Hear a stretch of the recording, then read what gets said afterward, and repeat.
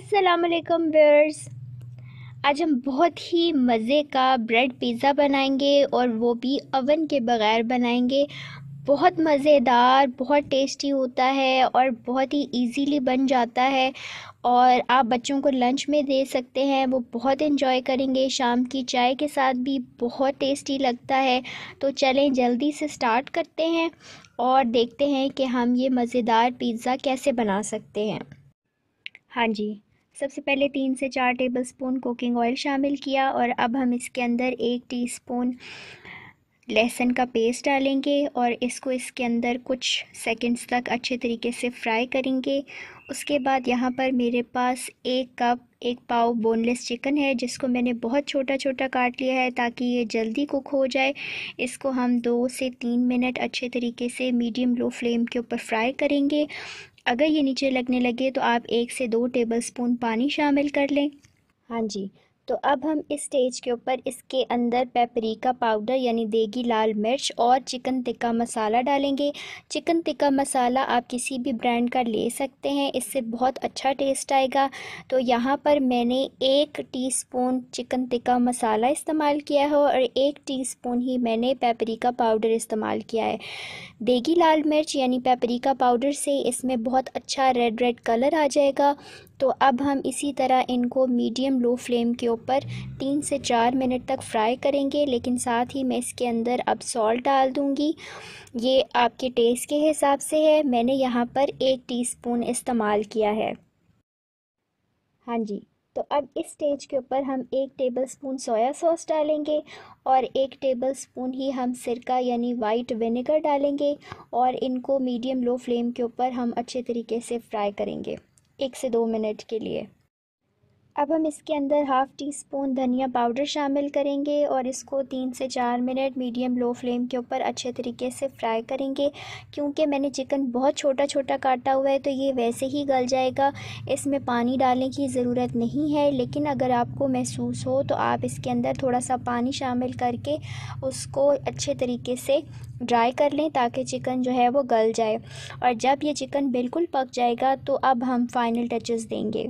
हाँ जी, तो अब चिकन पक चुका है। अब हम इसके अंदर 2 चुटकी मिक्स हर्ब्स डालेंगे और 2 चुटकी ही ऑरिगानो डालेंगे। अगर आपके पास ये ना हो तो आप इसको स्किप भी कर सकते हैं, उसके बगैर भी ये बहुत अच्छा बनेगा। मिक्स हर्ब्स और ऑरिगानो डालते ही हम चूल्हा बंद कर देंगे। इसको अच्छे तरीके से मिक्स करने के बाद और इनको डालने के बाद हम ज़्यादा फ्राई नहीं करेंगे। तो अब चिकन बिल्कुल रेडी है हमारा। अब हम नेक्स्ट स्टेज की तरफ चलते हैं। यहाँ पर मैं 4 ब्रेड की स्लाइसेस लूँगी, बड़े ले लें छोटे ले लें, और मैं यहाँ पर किनारे अलग नहीं कर रही। अगर आप चाहें तो आप किनारे कट कर सकते हैं, इसको गोल भी कर सकते हैं ब्रेड को, लेकिन मैं यहाँ पर बिल्कुल इसी तरीके से बनाऊँगी ताकि ये बहुत सिंपल और इजी रहे बनाना। और यहाँ पर हमने जो चिकन तैयार किया है ये 7 से 8 ब्रेड पिज़्ज़ास ईज़िली बना देगा, लेकिन मैं यहाँ पर अभी फ़िलहाल 4 स्लाइसेस के ऊपर ही आपको बना के दिखाऊँगी। अब हम इनके ऊपर पिज़्ज़ा सॉस लगाएंगे। अगर आपके पास पिज़्ज़ा सॉस ना हो, जैसे कि मेरे पास नहीं है, तो हम चिली गार्लिक सॉस और केचप को मिक्स करेंगे और इन पे फैला देंगे। मिक्स हर्ब्स और ऑरिगानो हमने ऑलरेडी चिकन के अंदर शामिल कर दिया है, जो कि पिज़्ज़ा सॉस में भी डलती हैं। तो ये जब हम चिली गार्लिक सॉस और केचप को लगाएंगे तो बिल्कुल अच्छे तरीके से उसका पिज़्ज़ा सॉस का टेस्ट आ जाएगा। अब हम इनके ऊपर मोज़रेला चीज़ लगाएंगे। कद्दूकश की मदद से मैंने इसको बारीक बारीक काट लिया है, ये मेरे पास बार की फॉर्म में थी। अब हम इनके ऊपर जो हमने चिकन तैयार किया है वो लगाएंगे। जितना आप चाहें अपनी मर्ज़ी से लगा सकते हैं, ज़्यादा या कम। चिकन लगाने के बाद यहाँ पर मैंने कुछ शिमला मिर्च काटी थी है, बारीक काटी है, लंबी काटी है, और ये हम स्लाइसेस के ऊपर लगा देंगे। मैं थोड़ा सा प्रेस करके लगा रही हूँ चिकन को भी और शिमला मिर्च को भी, ताकि जब चीज़ पिघले तो ये इनको होल्ड कर ले।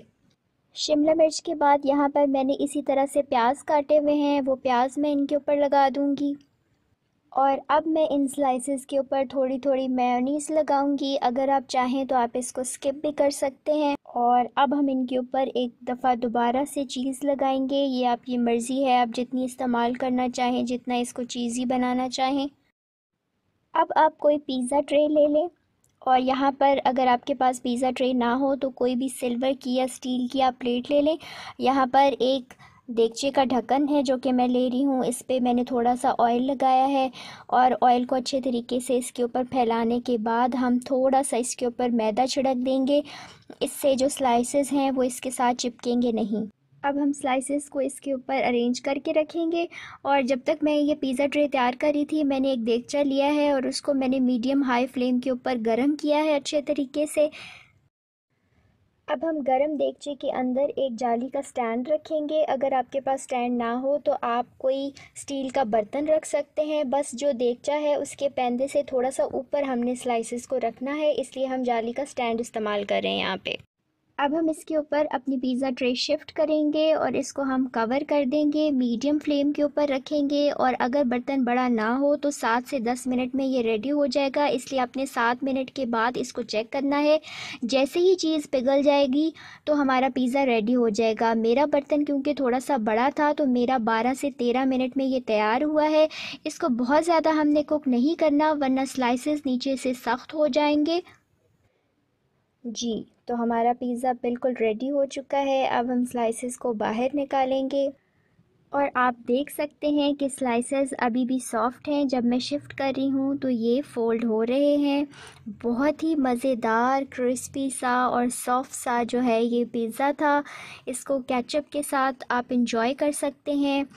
बहुत ज़्यादा इजी है बनाना, लेकिन ये कंप्लीट मील भी है और ये एक स्नैक भी है। इस रेसिपी को ज़रूर ट्राई कीजिएगा और अगर आपको ये रेसिपी पसंद आई है तो इस वीडियो को लाइक ज़रूर करें और शेयर करें और मेरे चैनल को सब्सक्राइब करना मत भूलिएगा। इंशाल्लाह ताला ऐसी मज़ीद मज़ेदार रेसिपीज़ के साथ हम दोबारा मिलेंगे। तब तक के लिए अल्लाह हाफ़िज़।